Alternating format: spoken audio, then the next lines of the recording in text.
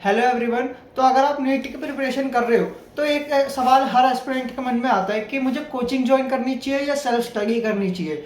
तो आज मैं इसी वीडियो में डिस्कस करूंगा कि दोनों के क्या फ़ायदे और क्या नुकसान है, और मैं अपने पर्सनल एक्सपीरियंस भी बताऊंगा कि जिसने मुझे हेल्प की। तो सबसे पहले बात करते हैं कोचिंग जाने वालों की।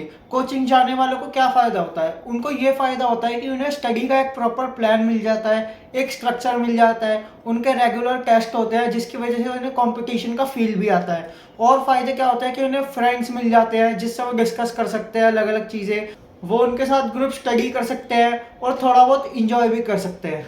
तो अब बात करते हैं कोचिंग जाने वालों के नुकसान क्या होते हैं। तो उनके सबसे बड़ा नुकसान होता है कि उनका टाइम ट्रैवलिंग में वेस्ट होता है। अगर आप कहीं जा रहे हैं तो मिनिमम आधा घंटा तो लगेगा ही, या 1 घंटा भी लगेगा अगर आप कहीं दूर जा रहे हैं। तो यही सबसे बड़ा नुकसान होता है। और बाकी क्या होता है कि कोई टीचर फास्ट पढ़ा रहा है, कोई स्लो पढ़ा रहा है, तो हर बच्चा टीचर की पेस के साथ मैच नहीं कर पाता है। या अगर किसी को पहले से चैप्टर आता है और अगर वो क्लास में बैठा है तो उसे वो चैप्टर दोबारा अटेंड करना ही पड़ेगा। तो अब बात करते हैं सेल्फ स्टडी के फ़ायदे क्या होते हैं। तो सबसे बड़ा फ़ायदा तो ये है कि हमारा ट्रैवलिंग टाइम ही बच जाता है। और क्या फ़ायदे होते हैं कि हम खुद से डिसाइड कर पाते हैं कि हमें क्या पढ़ना है, कब किस टाइम पे कौन सा चैप्टर करना है। या हमें कोई टीचर के उसमें क्लास में नहीं बैठना होता है कि हमें यही चैप्टर अब करना है और यही चैप्टर रिवाइज करके जाना है कल। और इसका एक फ़ायदा ये भी होता है कि हम अपने टाइम टेबल अपने हिसाब से प्रिपेयर कर सकते हैं। कोई कोचिंग की हमें वो नहीं है कि हमें इस टाइम पे कोचिंग ही जाना है। तो ये भी एक फ़ायदा होता है। तो अब बात करते हैं सेल्फ स्टडी के नुकसान की। तो सेल्फ स्टडी का सबसे बड़ा नुकसान मुझे ये लगता है कि हमें कोई प्रॉपर प्लान नहीं मिलता, कोई स्टडी का स्ट्रक्चर नहीं मिलता है। और कोई भी कॉन्सेप्ट हमें समझना हो तो हमें उसका क्लियर पिक्चर नहीं मिल पाती है। और हमें कोई डाउट भी होता है तो हमें उसे खुद ही रिजॉल्व करना पड़ेगा, चाहे हम यूट्यूब से करें चाहे किसी से और से पूछ के करें। लेकिन हम उसे फेस टू फेस टीचर से नहीं पूछ पाएंगे। तो ये सबसे बड़ा मुझे नुकसान लगता है।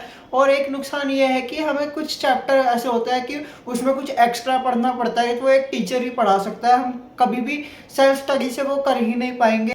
और जैसे हमें कुछ चैप्टर में कुछ याद करने की ट्रिक्स वगैरह होती है तो वो एक टीचर हमें अच्छे से समझा सकते हैं। तो बस यही कुछ नुकसान होते हैं सेल्फ स्टडी के। तो मैं अब अपना पर्सनल व्यू बताता हूँ कि मैंने क्या करा था और मेरे को क्या सही लगता है। तो सबसे पहले मैं बता दूं कि मैंने कोचिंग ली थी, लेकिन मैंने कोचिंग ऑनलाइन ली थी जो कि है पीडब्ल्यू का यकीन 2.0 बैच, जिसकी वजह से मेरा ट्रैवलिंग टाइम बहुत बच गया था और वो मैं अपनी स्टडी में इफेक्टिवली यूज़ कर सकता था।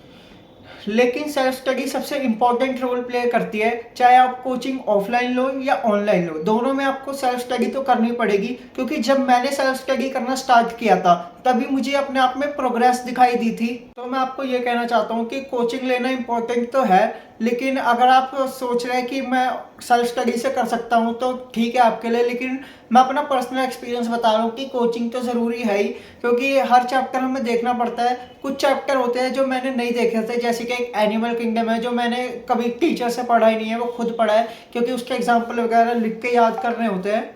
तो मैं आपको ये एडवाइस देना चाहूँगा कि एक बार ही तो सारे चैप्टर एक बार टीचर से पढ़िए, क्योंकि वो हमें कुछ ऐसे पॉइंट्स बता देते हैं, हाइलाइट्स बता देते हैं जो हमें हमेशा एग्जाम में काम आती है। और बाकी अपना मैक्सिमम टाइम सेल्फ स्टडी में ही लगाइए, क्योंकि सेल्फ स्टडी आपको नीट क्रैक करवाएगी।